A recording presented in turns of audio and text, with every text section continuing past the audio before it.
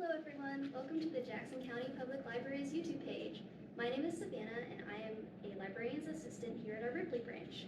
Today is hopefully the first video in part of a series. I will be showing everyone the basics of crochet. And if you are interested, we do have some great crochet books here at the library available to be checked out. All you'll need to be able to follow along in this video is a ball of yarn and a crochet hook.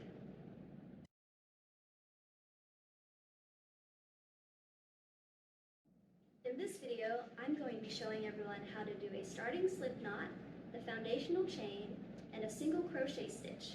These three steps are the basics to any crochet project.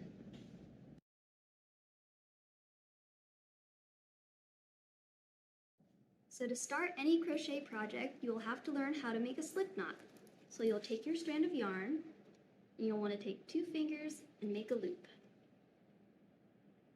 You'll hold your yarn like this and make sure you have a little bit of a tail. So you want to take your wrist and twist the yarn twice. Now you'll take the tail end of that yarn and you'll bring it through the loop and pull it tight. Now you have this nice little loop you can put onto your crochet hook. Just like that.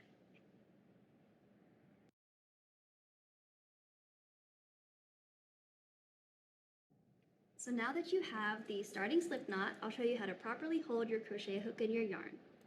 You'll want to take your middle finger and your thumb of your right hand and place it near the middle of your crochet hook. And you can use your pointer finger to stabilize the top as you're moving the yarn. With your left hand, you'll take the yarn over and you'll wrap it around your pointer finger once, and you'll take your middle finger and thumb of your left hand to hold the bottom of the slip knot that we just made.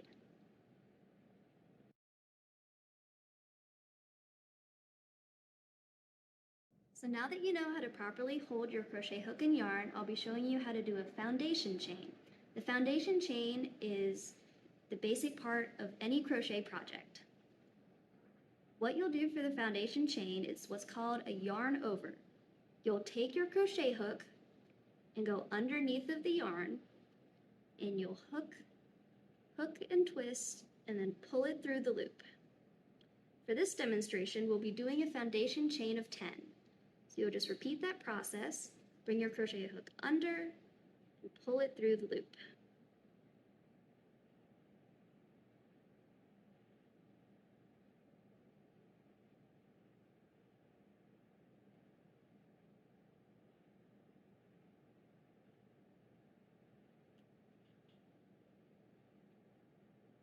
And as your tail gets bigger, you can move this hand up to hold the yarn closer to the top.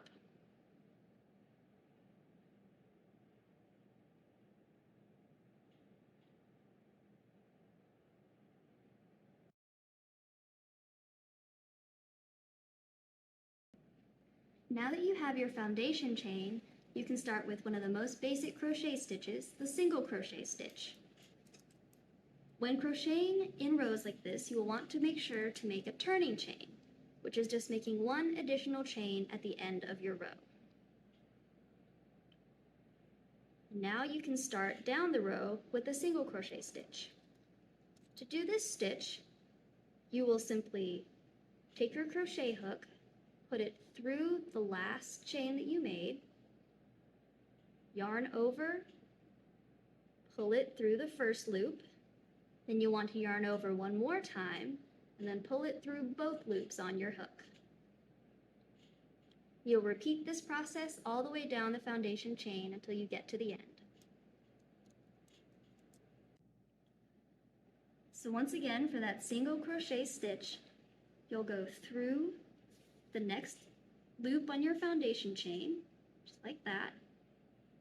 You'll yarn over, pull it through the first loop. So now you should have 2 loops on your crochet hook. Then you'll yarn over again and pull it through both loops. So it's through the next chain, yarn over, pull through one. Now you have 2 loops, yarn over, pull through both. And you'll continue that all the way down the chain.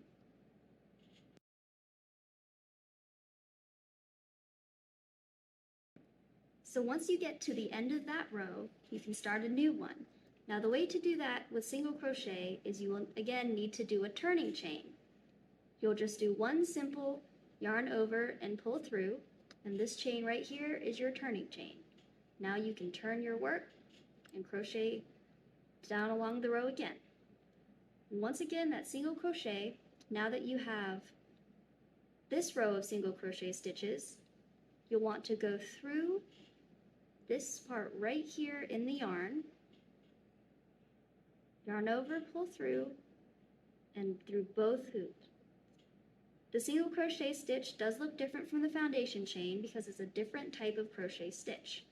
You'll want to be sure to go through both pieces of yarn on this row. Through, and through both loops again. And as you continue down and you get to the end, don't forget to do a turning chain before you start the next row of your work.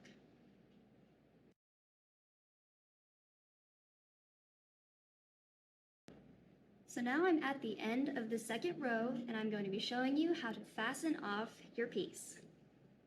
You'll have this one loop on your hook. You'll want to yarn over and pull through just like a turning chain, but don't continue crocheting because this is where you'll cut the yarn. To continue finishing off the piece, you'll pull this tail of yarn all the way through and tighten it. Now the next step to finishing any project is weaving in your ends. You can either use something like a yarn needle or a tapestry needle, but I prefer to just take my crochet hook and weave the ends through. You'll just go through each loop and pull the extra yarn straight through. And when weaving in the ends, I alternate which sides I'm pulling the yarn through from. You'll just insert your hook, yarn over, and pull it through. You'll continue this process on both ends of your project until the ends of the yarn are fully woven into the piece.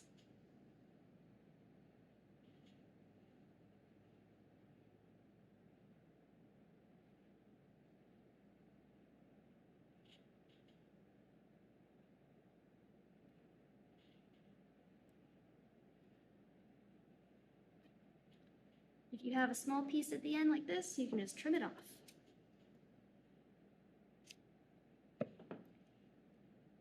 And there you have your nicely woven in tail that isn't even noticeable in the final project. And you'll just repeat that for the other end.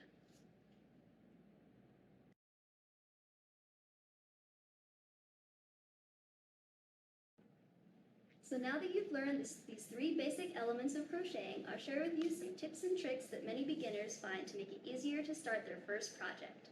When picking your yarn for your first project, you'll want to start with a bigger variety of yarn. When using smaller yarn, it makes it way easier to drop stitches in the middle of your crochet project, and using a larger yarn can help prevent that.